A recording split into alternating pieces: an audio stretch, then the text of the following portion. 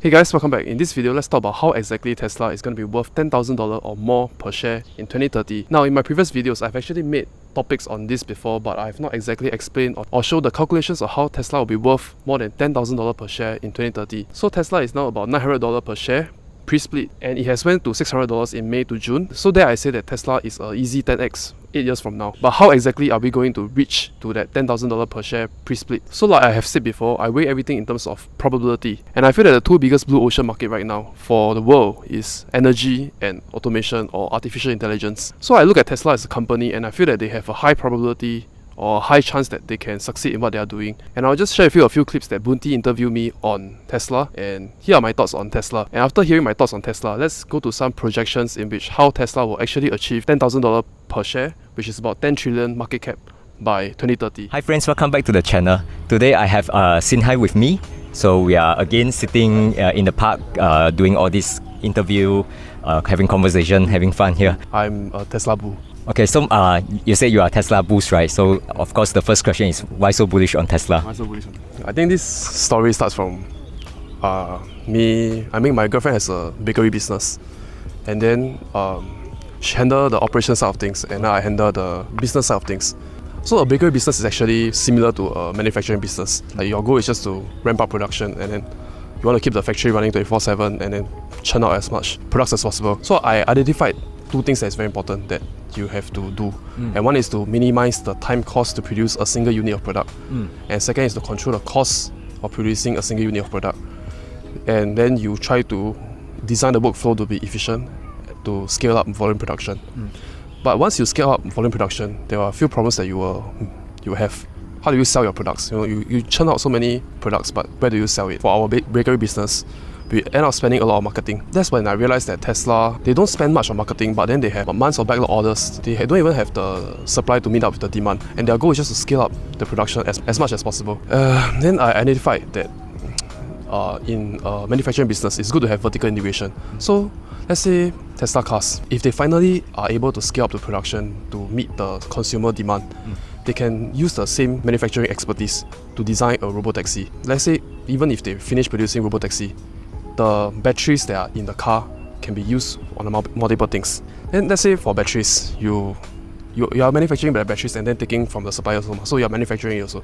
So when you manufacture the batteries, you can do it for the consumer cars first, robotaxis. Then when even robotaxi is done, you can do on battery storage first. Then after that, even with battery storage, you manage to replace the infrastructure, you can do it on the Tesla bots.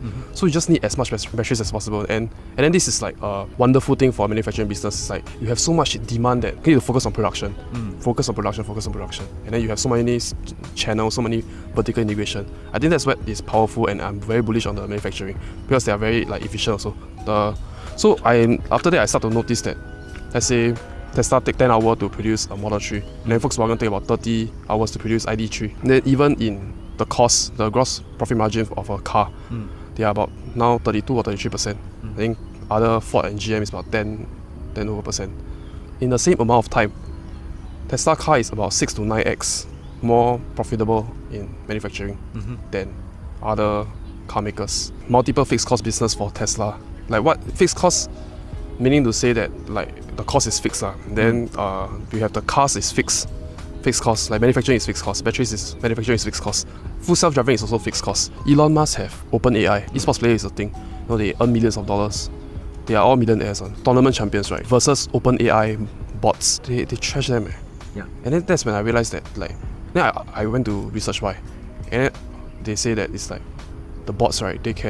They don't train in our time, and they can simulate multiple scenarios, and they train against each other, and then they will just find better ways of doing things, and then they will just keep improving, like deep learning and neural nets and everything. That's my first understanding that AI will perform any complex task better than human being.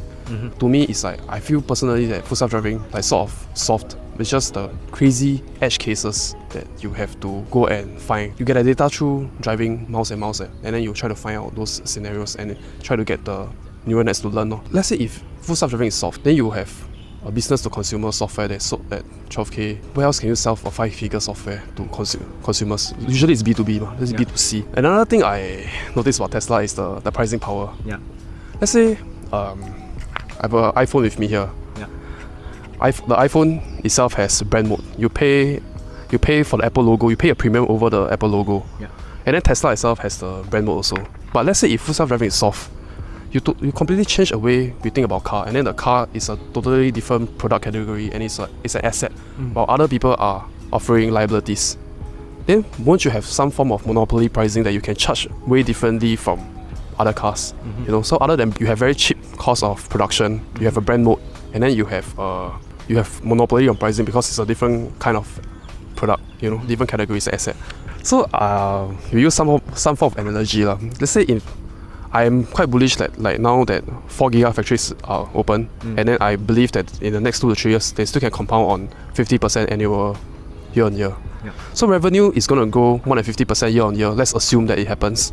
And then we know that it's a fixed cost business, so expenses will not follow the same. So if you take a higher revenue and then your expenses is about the same, you're going to have a widening profit margin. Yeah.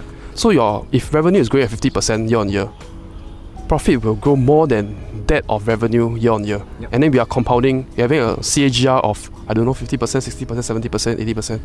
So that's just on the manufacturing side. I believe that manufacturing will go 50%. So what if full self-driving is soft? Or like you scale up the other things, the transport as a service, you build up more superchargers, like a lot of vertical integration. Yeah, so that's what the questions I ask myself. Then when you solve full self-driving, you enable robotaxis. Yeah, a lot of things, a lot of form of revenue will come in. And then I think the growth is quite bonkers. In manufacturing, it's important to have economy of scale. Yeah. And then I think like Tesla will have economy of scale no match to nobody can match. Where will Tesla position themselves in the future? So I went to study like, let's say you increase 1% in consumption of energy. How much will GDP increase? So GDP will increase 0.59%. So we know that in our world GDP now is $90 trillion, give and take. 85% of this 90 trillion economy is built by fossil fuel infrastructure. But if you want to increase your GDP now through the increased consumption of energy, you cannot do so because the fossil fuel is finite, and if you increase the supply by too much, then your supply of fossil fuel will dwindle, and then the cost of energy will be very, very expensive. So this is a problem I see, and then I feel that, okay, let's talk about the cost of energy first. Why the traditional cost of energy is so expensive? You need to have an oil exploration team. You need to have machinery distilling and fracking the oil. Then you need to have petrol bowsers to transport them. You need to have storage tank, and then you need to have petrol stations, and then you need to build storage tank below also. Yeah. So these are all very heavy infrastructure-based capex that you have to spend. But it is not sustainable. So I see a world where clean energy will have to first replace this 85% infrastructure. To me, I feel that it is not as expensive as building up the 5 things I just mentioned just now. It's about lowering the cost curve of batteries, and that's what Tesla will do. And then you deploy them, and then you capture whatever the hydro, the solar, the nuclear, whatever. Then you will lower the cost of energy, and if you scale out enough battery storage, you will have abundance of energy. So energy will come cheap, and there will be abundance of it.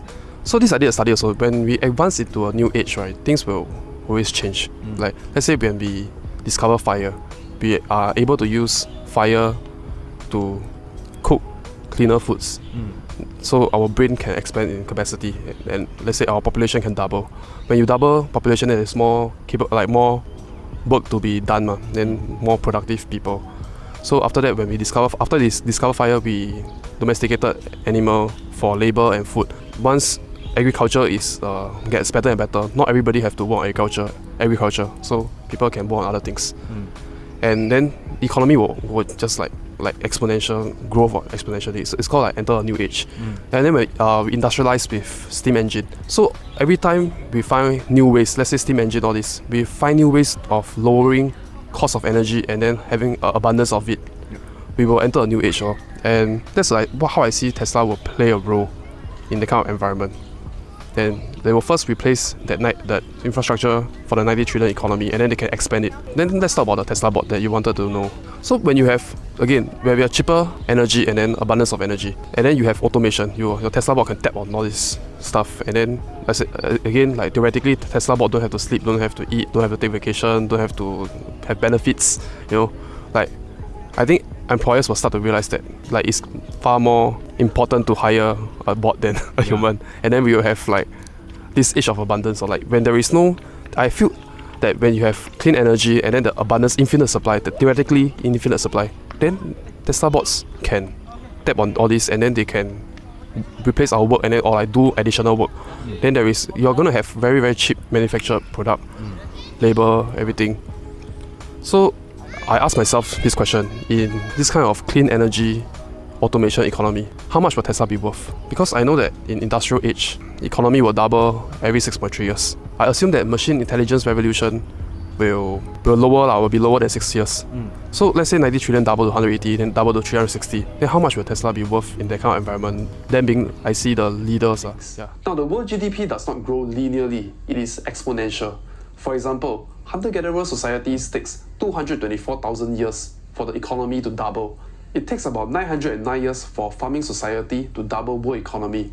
It takes about 6.3 years for industrial society to double world economy. So from hunter-gatherer to agricultural revolution to industrial revolution, we are now entering a machine intelligence revolution. I believe that our world economy will double even faster than that of industrial society.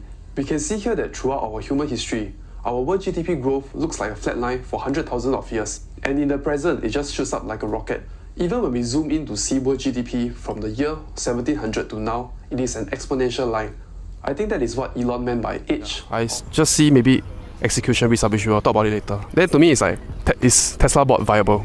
I quote this from Elon. Like he said that AGI for cars is going at 100 km per hour, and you have to solve all these crazy edge cases to solve full self-driving. And then Tesla bot is going at like 3 miles per hour, like 6 point something km per hour. Theoretically, you can vertically integrate, and it's actually theoretically easier to put AGI.